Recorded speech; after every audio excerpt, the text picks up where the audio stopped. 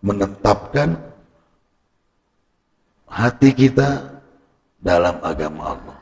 Artinya bagaimana orang beriman menjadi orang yang takwa dengan takwa yang sebenar-benarnya, dan menjaga matinya itu tidak dalam kondisi yang tidak beriman. Bismillahirrahmanirrahim. Bismillahirrahmanirrahim. Assalamualaikum warahmatullahi wabarakatuh. Alhamdulillahilladzi anzala sakinata fi qulubil mu'minin liyajdadu imana ma'a imanihim. Asyhadu an la ilaha illallah wahdahu la syarikalah wa asyhadu anna Muhammadan abduhu wa rasuluhu allazi la nabiyya ba'da. Qala Allah ta'ala fil Qur'anil Karim, a'udzu billahi minasy syaithanir rajim. Ya ayyuhalladzina amanu ittaqullaha haqqa tuqatih wa la tamutunna illa wa antum muslimun. Hadirin jamaah pengajian Masjid Al-Hikmah Ahad Subuh, alhamdulillah puji syukur kita panjatkan kepada Allah Subhanahu wa taala yang masih memberikan kekuatan kepada kita semua atas kehendaknya, atas keridhoannya, sampai pada pagi hari ini kita masih diberi oleh Allah kesempatan untuk selalu mengevaluasi diri kita dengan berbagai cara dan berbagai kondisi. Di antaranya adalah thalabul ilmi. Dengan berthalabul ilmi ini, dengan menambah ilmu atau mengulas, mengingatkan kembali ilmu yang telah kita terima, itu menjadi satu kunci kita untuk terus berintrospeksi, mengevaluasi, bermuhasabah pada diri kita semua. Salawat dan salam senantiasa kita limpah curahkan kepada Rasulullah SAW, Nabi kita yang telah membimbing kita, membina kita dengan berbagai risalah yang dibawanya. Tentunya kita sebagai umatnya senantiasa akan selalu mencari melalui salah satunya thalabul ilmi ini, pendekatan ibadah yang menurut kita mungkin mudah-mudahan sesuai dengan apa yang diharapkan oleh Rasulullah SAW, yaitu mengikuti apa yang dilaksanakannya. Pada kesempatan pagi kali ini, insya Allah berkaitan dengan hal itu, pada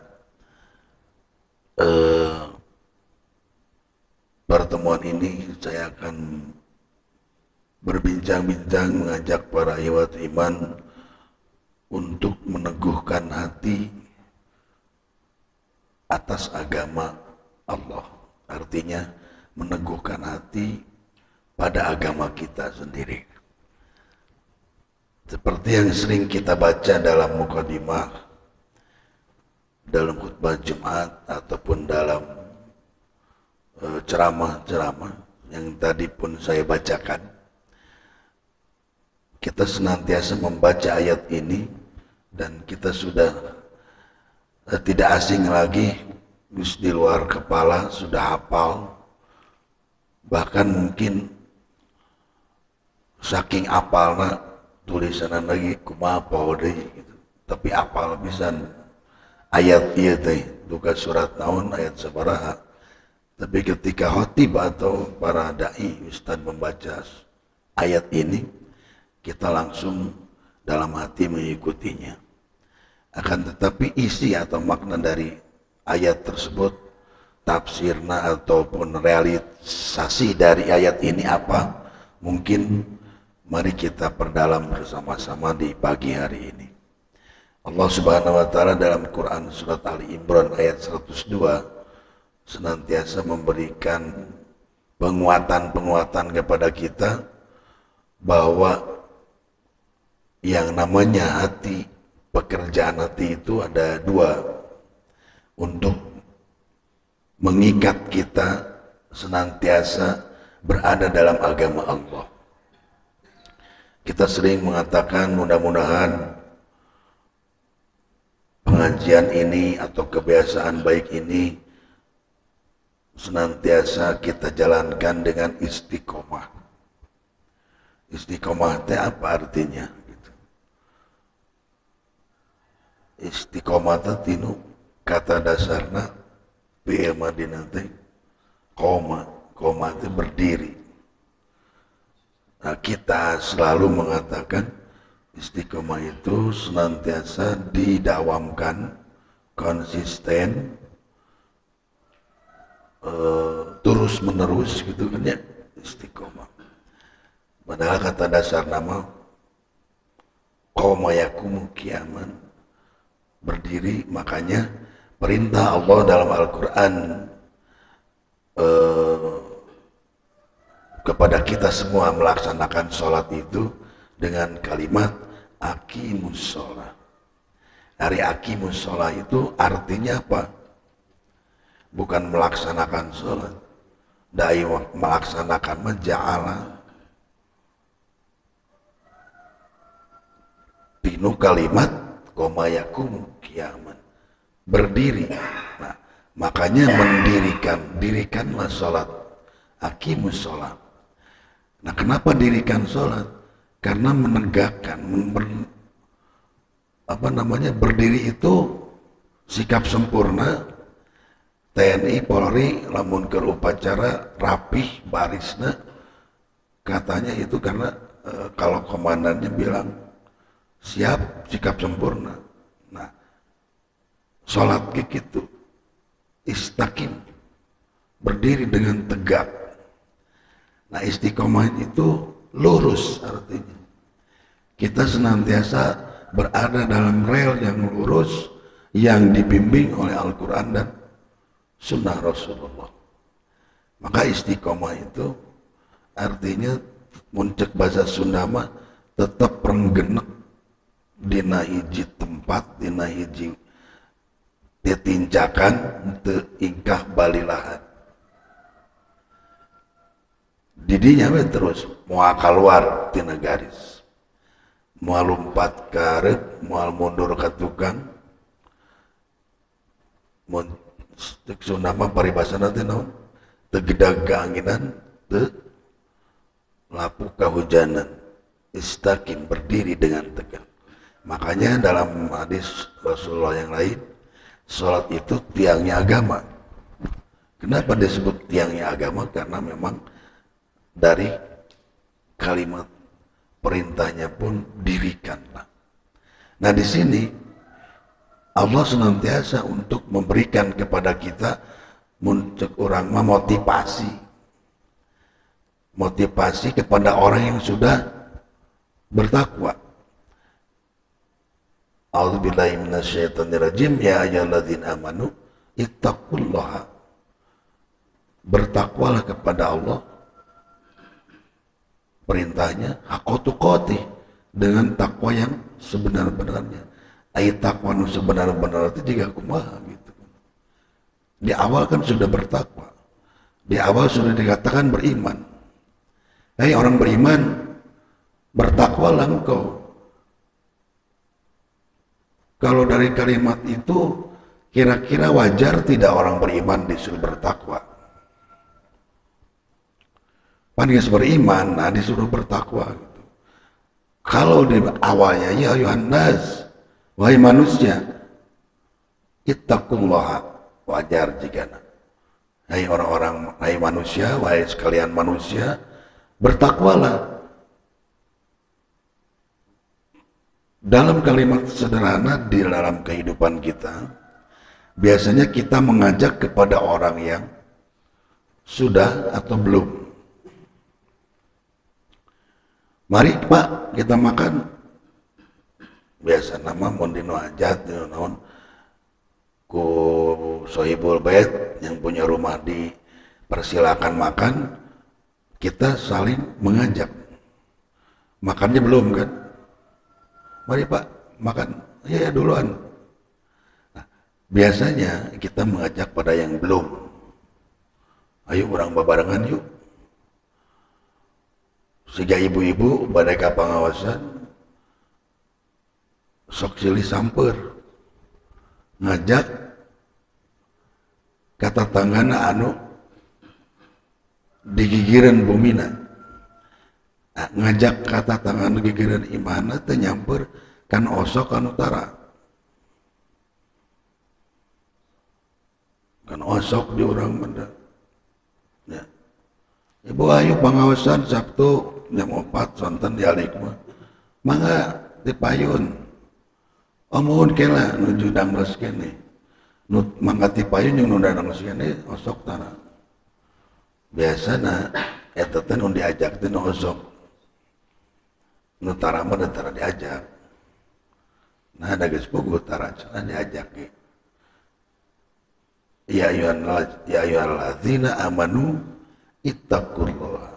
Kenapa Allah memberi taukid kembali? Haqqa tuqatih di tukang nanti. Dengan kalimat dengan sebenar-benarnya takwa.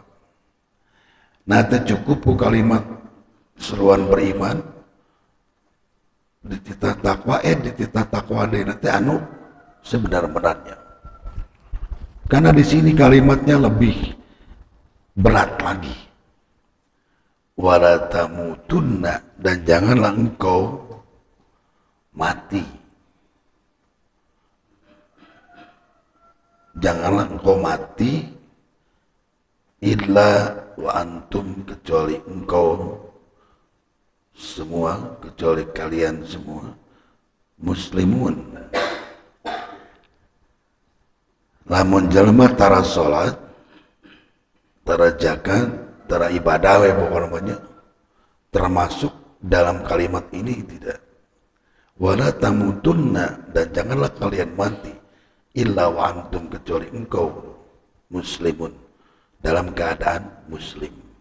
Banyak orang mengaku muslim, banyak orang mengaku beragama Islam, tapi tidak sedikit juga yang tidak melaksanakan ajarannya. Di antaranya nu babari salat.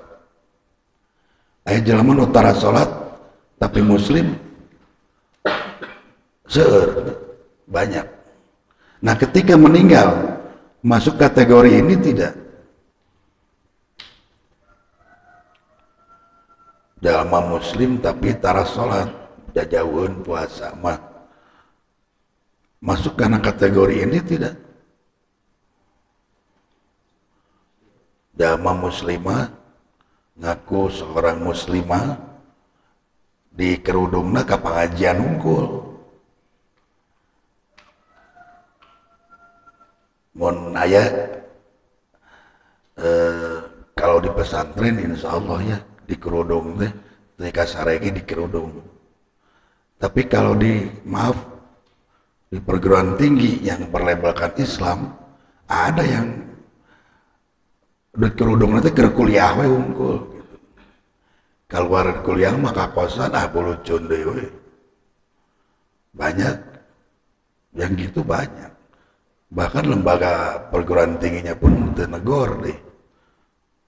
Komo nulis jadi universitas mah bebas daya universitas, lain institut deui.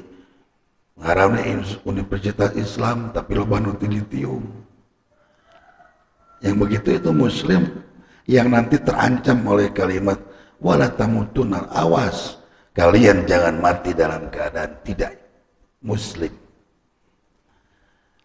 Emang kunaon ancamanana lamun orang maut tidak dalam kondisi yang muslim? Hadis Rasulullah sallallahu alaihi wasallam, apabila ada di antara kalian sedang menghadapi sakaratul maut, lakinu mautakum, la ilaha illallah, lakinu talkinkeun ku anjeun, talkinkan dia mautakum yang meninggal di antara yang mau, yang hendak, yang akan, atau bahasa istilah Islamnya yang dalam kondisi sakaratul maut. Ngarewaskeun kalimat la ilaha illallah itu kepada mautakum. Mautakum itu bisa dua makna. Bisa terambil dari kalimat mayitun atau maitun. Kalau mayitun artinya naon?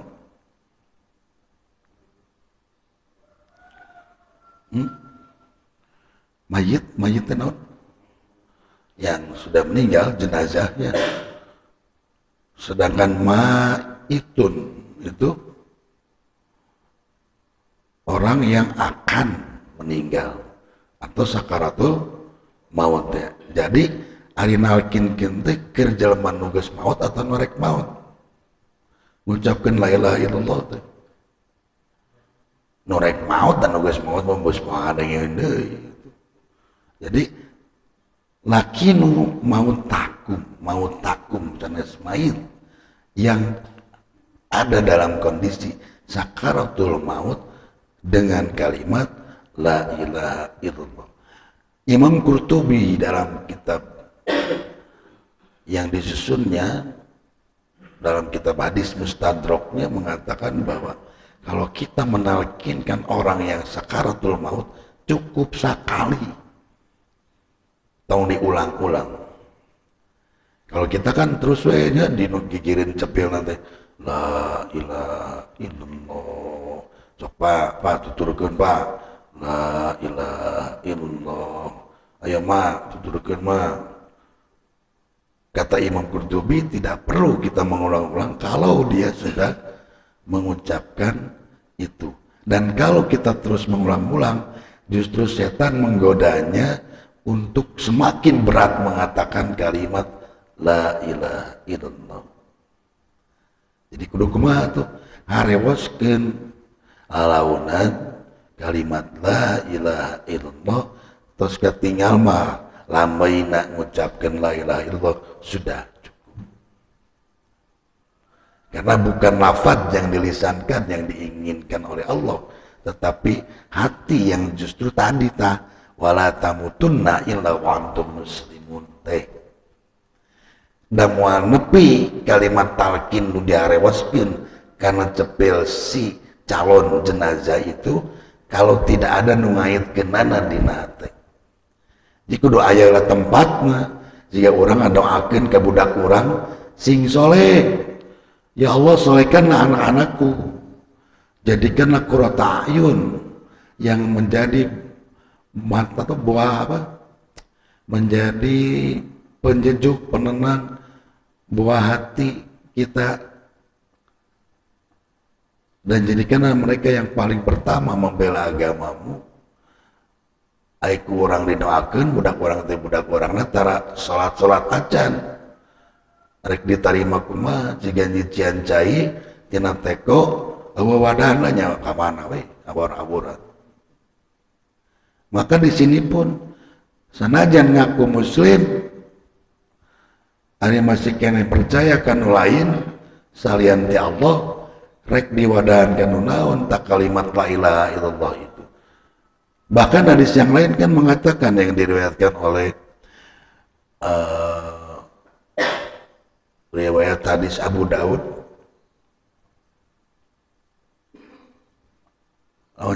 man kana akhiru kalamuhu la ilaha illallah dakhalal jannah.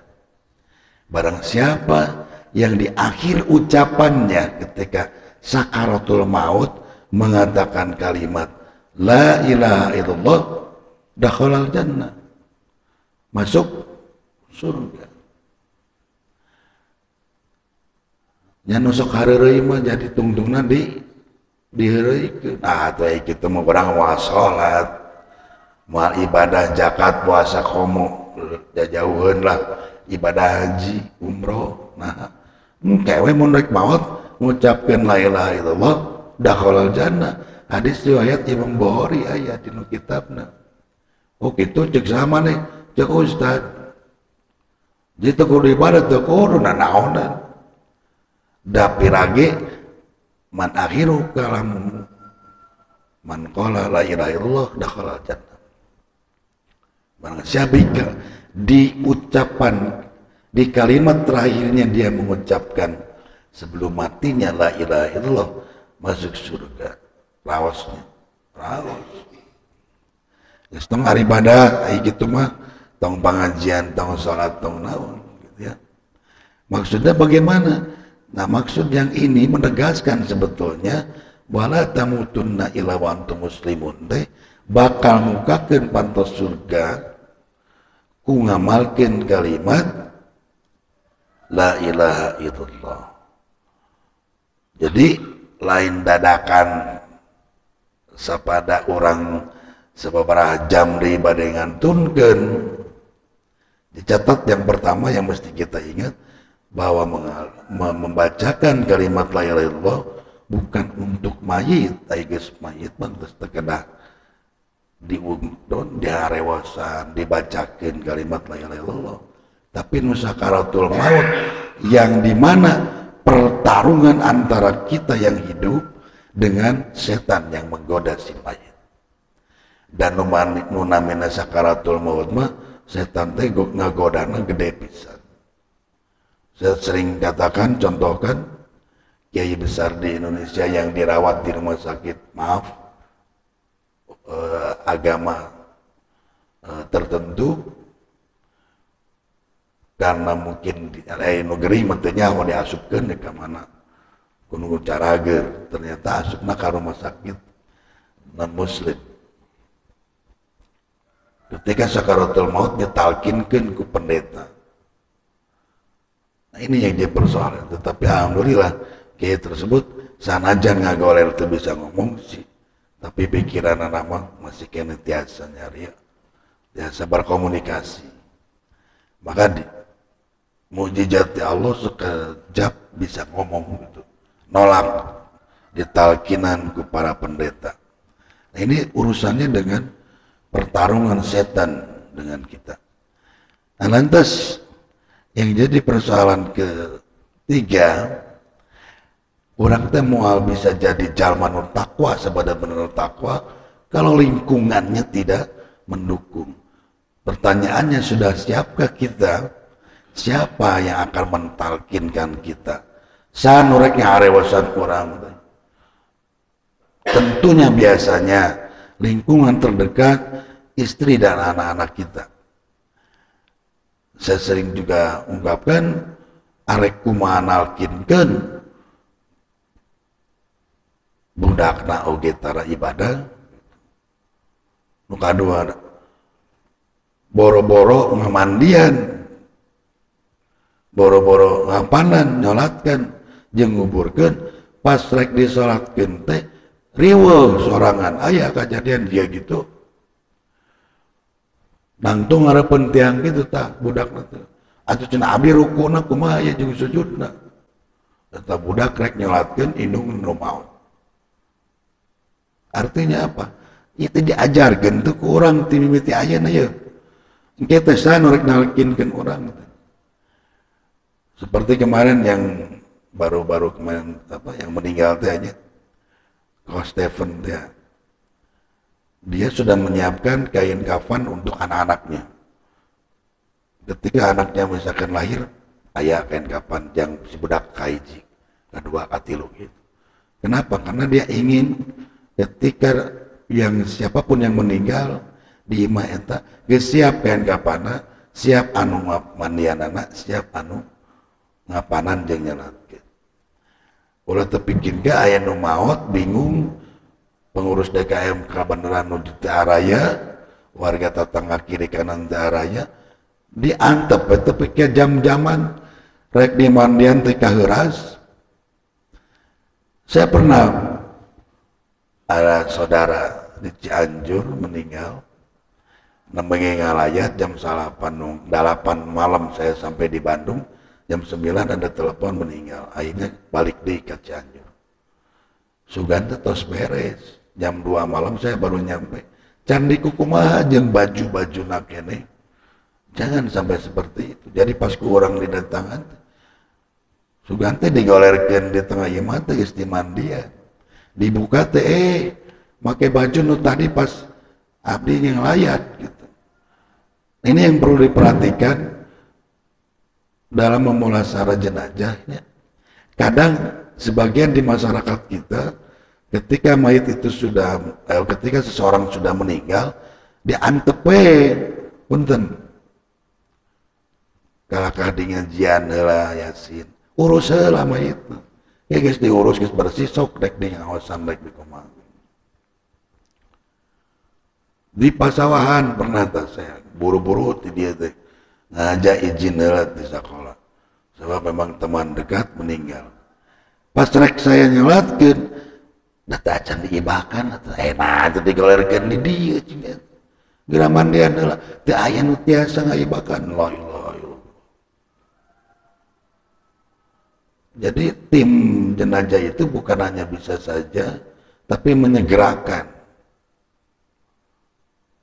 Saya sampai tadi kan ngamandian heuras kan geus dikieukeun beureun di rumah sakit teh kumaha mandianna da geus heuras atuh dipaksa sieun potong Pak.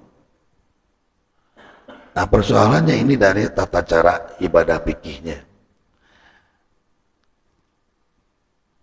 Jangan sampai kita telat dimandikeun mun urang nu maot teh.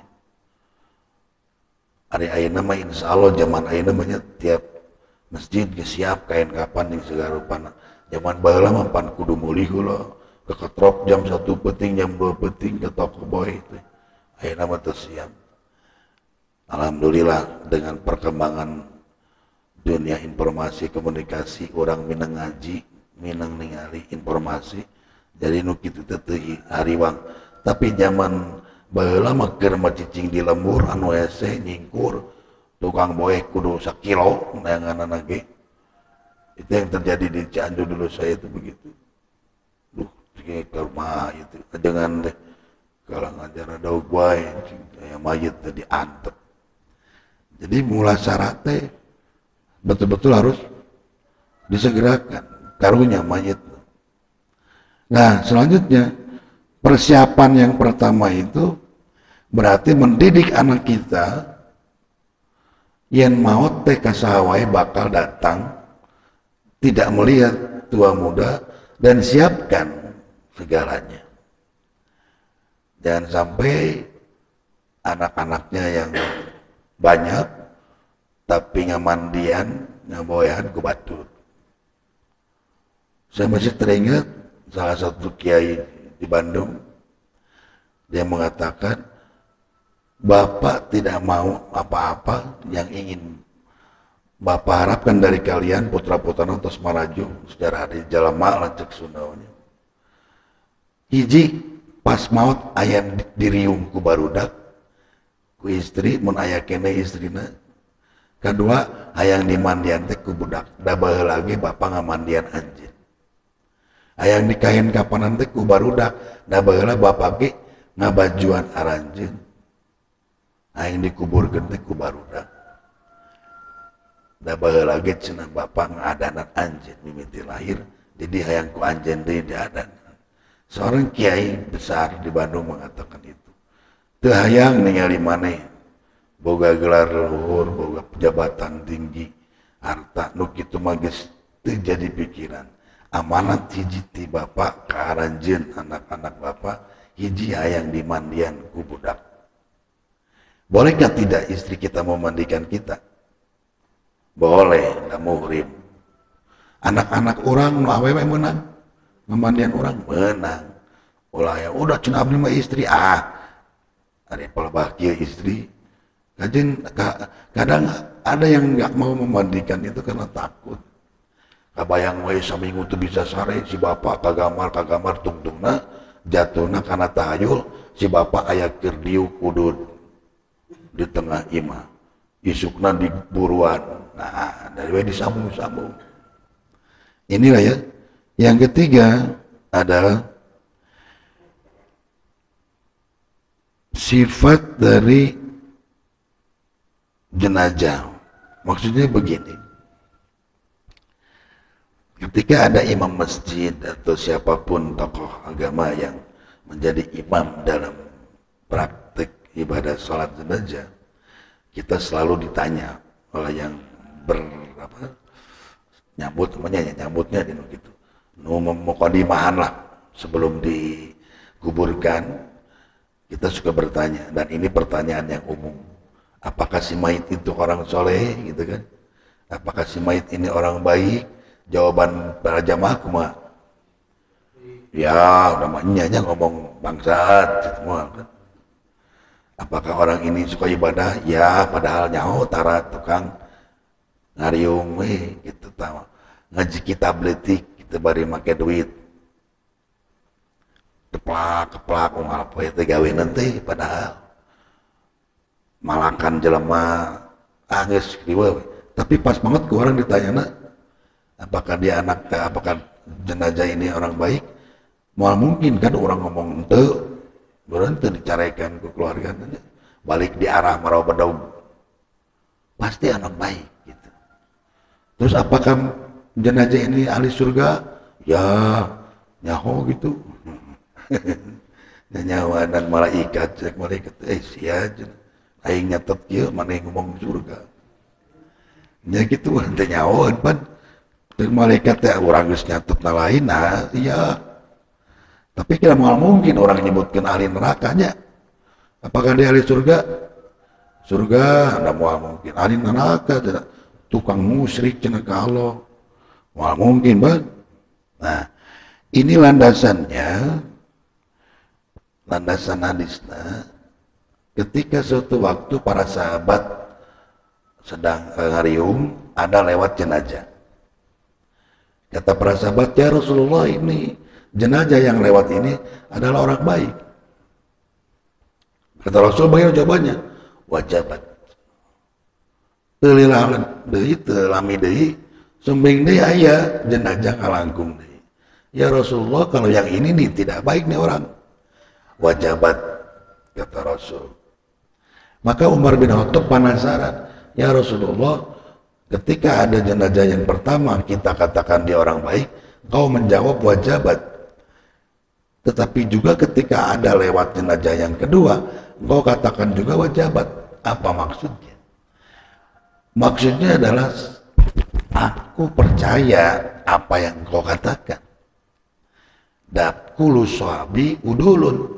Setiap sahabat mah adil. Ari adil di dieu artinya adil menurut para muhadisin, ahli para kiai-kiai ahli hadis dalam metodologi penelitian hadis. Udulun di sini adil adalah salah satunya syarat menjadi seorang perawi. Ari adil itu jujur. Mun perawi itu jujur pan bahaya. Nah makanya kata Rasul, wajabat itu artinya aku percaya kejujuran kalian. Mun tadi disebut baik, dan yang mengatakan baik itu para sahabat atau kalian semua, maka aku percaya. Dan yang kedua, ketika ada yang lewat dikatakan oleh kalian itu tidak baik, dan aku pun percaya karena kalian jujur.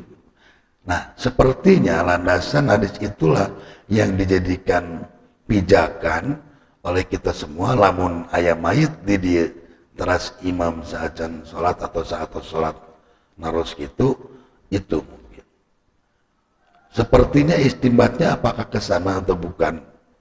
Kesimpulannya ke sana atau bukan? Kalau kita lihat dari riwayat tadi, kesimpulannya itu sana kudu ditaros gitu. Dari urusan asup surga jeung teu asup surga mah lain urusan urang. Tapi urusan saha? Urusan masing-masing. Setiap manusia akan mendapatkan ganjaran dari Allah dari apa yang dikerjakannya. Walaupun tadi ada hadis yang mengatakan barang siapa di kalimat terakhirnya dia mengucapkan la ilaha illallah, dakhalal jannah, masuk surga, bukan satu jaminan. Da lain ku sabab mengucapkan la ilaha illallah di nulisan ieu, tapi nu tadi haqqa tuqatihi, wala tamutunna illa wa antum muslimun. Nu kumaha nu ngahitkeun sabat. Sabat teh naon?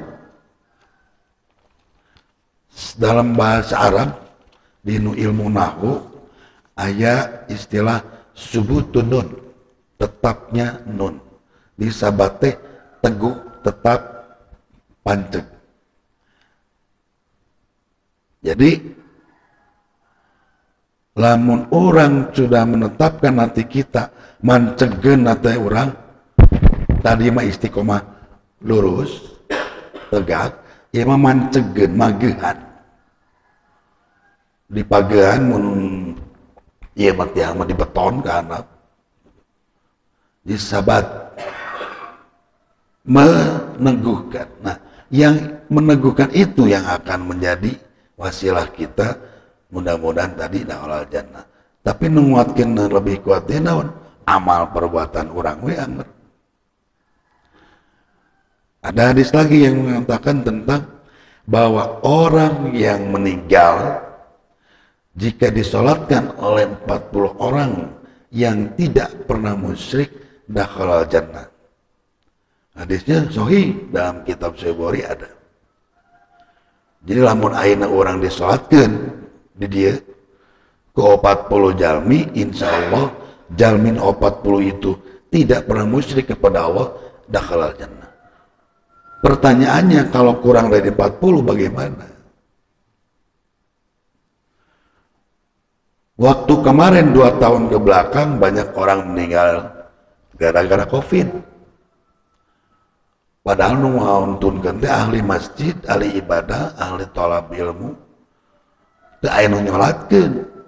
Sampai ada satu kasus bertanya, "Ustaz, kumaha atuh nasib pun lanceuk? Nasib suami saya yang meninggal cuma 3 orang yang menyolatkannya. Dakhalal jannah moal."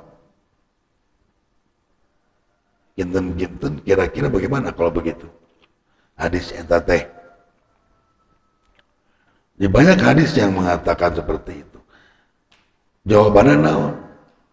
Sanajan yang tiluan, tapi ari ikhlas mah ridho, insya Allah dakhalal jannah. Nah, nu ngajadikeun dakhalal jannah, kita yakin orang itu memang tadi jika sahabat, ya jelema ahli masjid, ahli ibadah. Urusan surga mudah-mudahan dakhalal jannah gitu. Tapi jangan sampai ada kalimat lamun teu 40 mau asup surga karunya tuh. Nu maot jiga baheula kapal anu leungit teh pesawat terbang MH17 tuh berarti. Nu hancur berkeping-keping ari pan nu nyolatkeun nu ngamandian kan. Nah, ini urusannya jangan membaca hadis reterelek tekstual, tapi kadang kita harus membaca secara kontekstual. Terakhir, bagaimana kita menguatkan agar hati kita tegak lurus masih dalam agama Allah? Yang pertama adalah dengan membaca doa yang sering kita baca setelah sholat. Ya muqallibal qulub tsabit qalbi ala dinika. Ya muqallibal qulub aya anu make domir nahnu, aya nu make domir ana. Teu naon bebas. Ya yang membolak-balik hati. Yang membolak-balik hati. Tetapkanlah hatiku ini dalam agamamu. Cara menetapkannya adalah dengan membaca Al-Quran. 24 jam kita pakai bekerja, 8 jam dipotong ulin kayak itu kadia, dipakai ngobrol, tapi masih kena bisa maca Quran sapoe 10 menit. Hati kita itu bagaikan tanah. Kalau sering disiram, tanah itu akan subur. Maka tumbuhlah tumbuh-tumbuhan.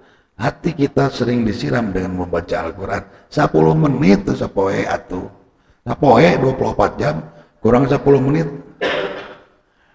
Ngumah mobil malila. Nyawa manuk komo. Antum we nyawa manuk namanian manuk. Antum we Barilin sakurung, 20 kurung, 20 kecerot ngaji Quran banyak, 10 menit hararese. Padahal untuk menetapkan hati kita agar tetap terkait dalam agama Allah itu diantaranya kudu baca Quran. Yang ketiga sholat. Sholat wajib jangan dikatakan lagi, nah tadi, hei yang beriman bertakwa dengan sebenarnya takwa. Naon artinya? Ari sholat wajib mah geus teu dicaturkeun deui. Yang disebut menguatkan hati kita pada agama Allah itu bukan sholat wajib, tapi sholat nawafil, sholat sunat, sholat wajib, sholat lain. Artinya nu iman ge, makanya kenapa dipanggil harus bertakwa dengan sebenarnya takwa, karena ada yang hanya 5 waktu saja. Cukuplah 5 waktu ge. Bahasa anu sok sarompalnya, da Allah mah tara rewel jiga urang. Cukup kuno wajib ge. Cukup yang ge pas-pasan ongkosna teh. Cukup baca Quran malah lamun malam Jumat unggul. Ngan anggar kena teh pas-pasan. Setiap hari saja 10 menit. Atau ada orang yang mengatakan seayat gitu kan, sampai seayat. Maya teu bisa. Yang terakhir tafakur, tadabur.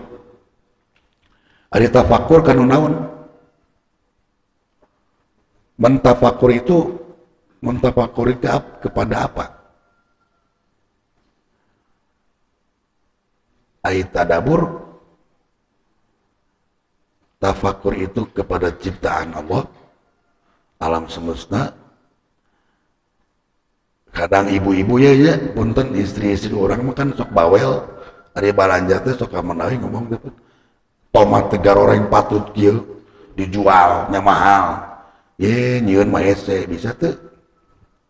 Kaos nu bisa nyieun mah. Tukang jeruk teh geuning, mang nih asem 2 kilo kabeh. Aya nawarkeun amis. Ibu mah 2 kilo, abi mah 10 karung tuh asem kabeh. Itu jadi artinya entong sok ngahina dadamelan Allah. Allah itu maholak nanti Allah menciptakan sesuatu tidak ada yang sia-sia. Maholak ta'ata batila. Allah tidak pernah menciptakan sesuatu yang sia-sia. Nyiptakeun reungit wae teu sia-sia kan? Allah menciptakan nyamuk itu sia-sia tidak? Tidak. Jelema bisa dahar gara-gara reungit.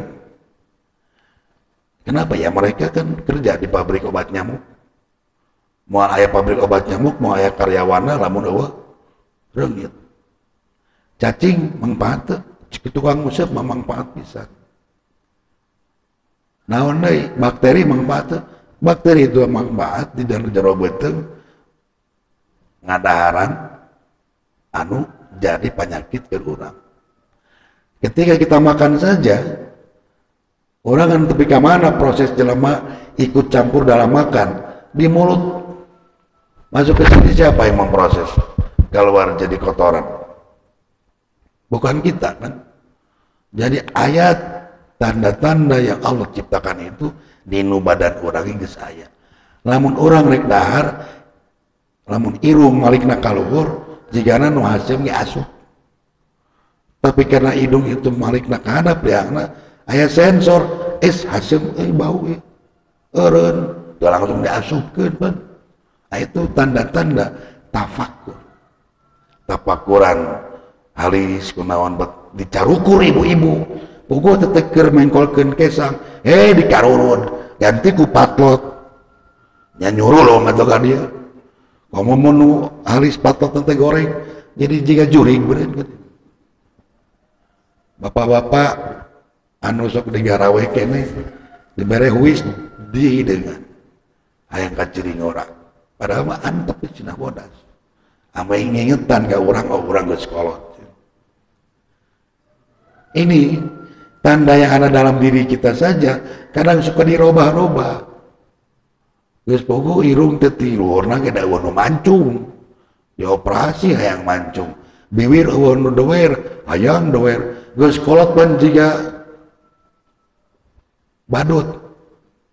Bibir jadi kanker kulit. Nah, ini artinya apa? Tafakurin. Yang kedua tadabur. Tadabur kanu ayat Quran. Karena mengaitkan kita dengan agama Allah, ketika kita sudah bisa tafakur dan tadabbur, terakhir tungtungna naon? Tasyakur. Insya Allah orang minang syukur kalau kita sering tafakur dan tadabbur. Tapi kalau kita tidak sering tafakur tadabbur, yaituna takabur. Siga Firaun. Ana rabbukumul a'la. Aku adalah Tuhan. Tapi ku Allah masa etik. Tiup we. Langsung pan teuleum tah. Firaun tenggelam. Hanya dengan kehendak Allah, siapapun mata tong sok jadi jelema anu takabur teh tadi jarang tafakur, jarang tadabbur. Itu saja yang bisa saya sampaikan. Rabbana hab lana min azwajina wa dzurriyyatina qurrata a'yunin waj'alna lil muttaqina imama. Rabbana atina fid dunya hasanah wa fil akhirati hasanah wa qina adzabannar. Aqulu qawli hadza wa astaghfirullah li wa lakum. Assalamualaikum warahmatullahi wabarakatuh.